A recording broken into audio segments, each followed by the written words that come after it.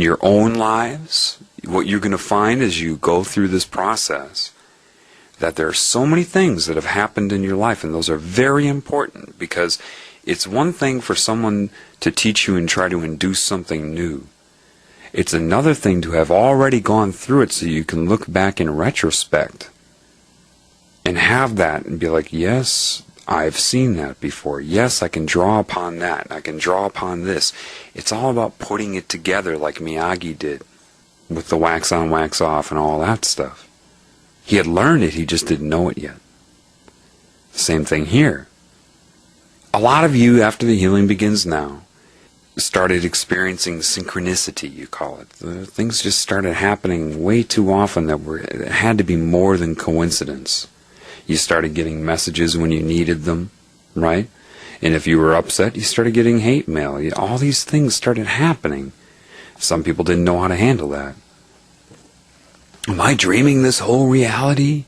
Another thing people will say is, life is just a reflection of yourself. You're just bouncing your own mind off everything back onto yourself. Well, yes and no. In a situation like tonight, where I was led to that girl, that wouldn't have been me bouncing my thoughts onto myself, off of life. That was the larger mind speaking directly to me and to her. The larger scale of reality. People think that they're reflecting their thoughts off of life back onto themselves because it synchronizes itself around them. But that is how it sustains itself.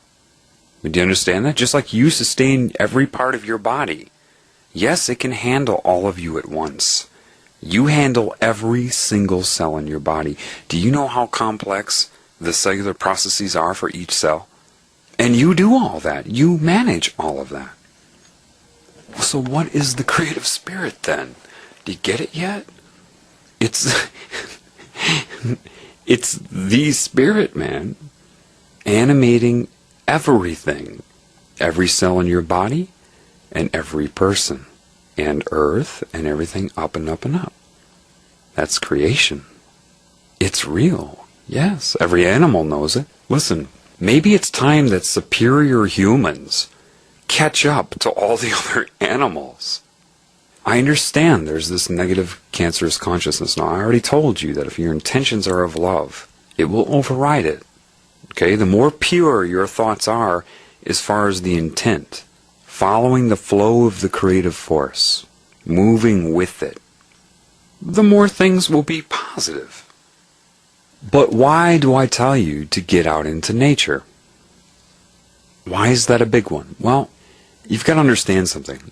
Animals have not been hit with fluoride, aspartame, indoctrination into rigid religious belief systems. They're not hit with television, subliminal messages in magazines. They didn't get vaccinated. They have a more active connection to the creative spirit, especially the vegetarian animals. The predators are kind of in between. But the vegetarian ones, they're of the spirit. So when you get out into nature, there's so much life out there. See, humans are like the cancerous tissue. So you're all connected to this cancerous consciousness in one way or another. You just are, okay? Otherwise, I mean, look how many people there are. It's like a tumor. If you want to see how Earth sees humans on its time scale, because remember, your life is very short to the Earth. You know, you look at an atom and it's vibrating too fast for you to even be able to observe. You look at a galaxy with dark energy around it, which is like the scalar larger analog to an atom, and it's motionless to you. It stands still to you.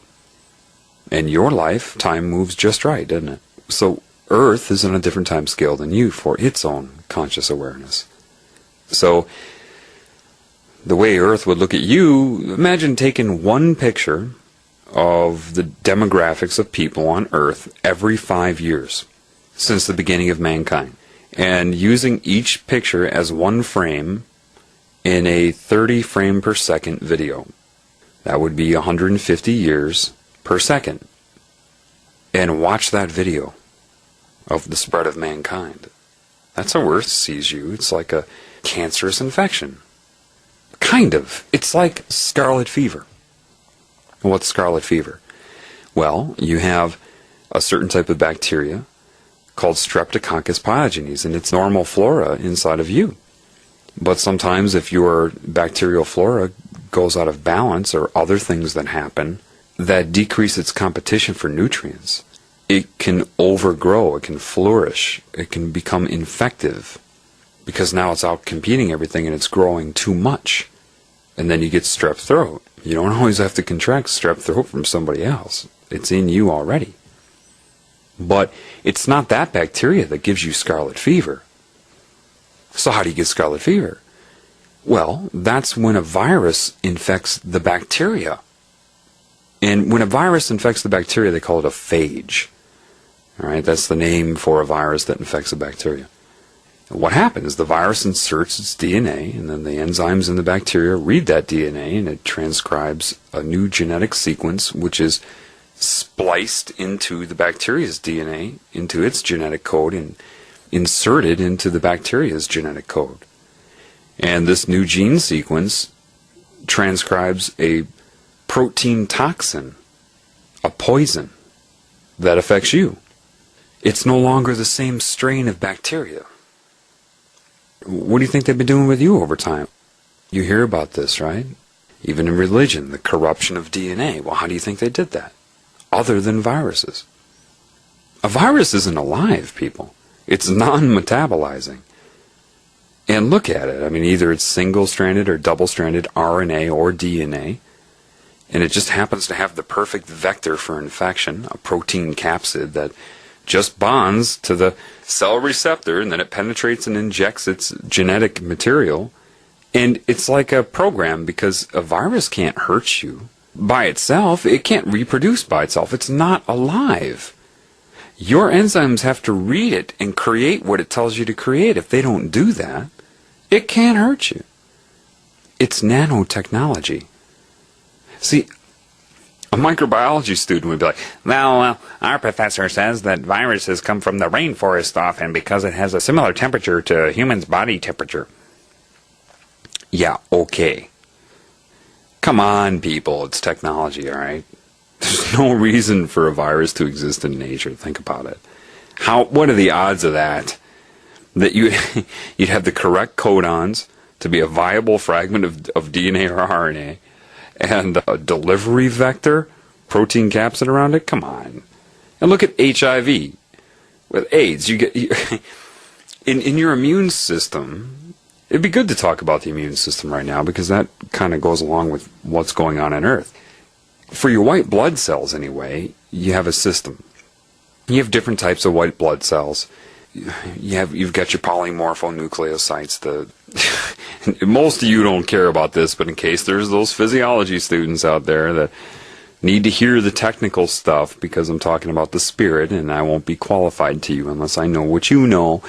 Yes, I know what those are, the eosinophils, basophils, neutrophils, okay, and then you've got your monomorphs, and those are the T and Bs, and the monocytes, which you call a macrophage when it's in the body because it's mobile. The macrophage is kind of like the cop, all right? It's always going around your body sampling stuff, looking for anything that it would consider to be an antigen or something that it sees as foreign to the body. So if it finds something like a bacteria that's foreign, that's infective, it will engulf it. That's why they call it a phagocytical cell, P-H-A-G-O. Phag means to engulf, to eat. Cyte means, well, cell. So it's a phagocyte. And so it will engulf it and then display its material, the contents of the bacteria, on its cell wall. Then it takes a little trip into, say, a lymph node. There you have many white blood cells already there that, in fact, you're born with, I guess, up to like 500,000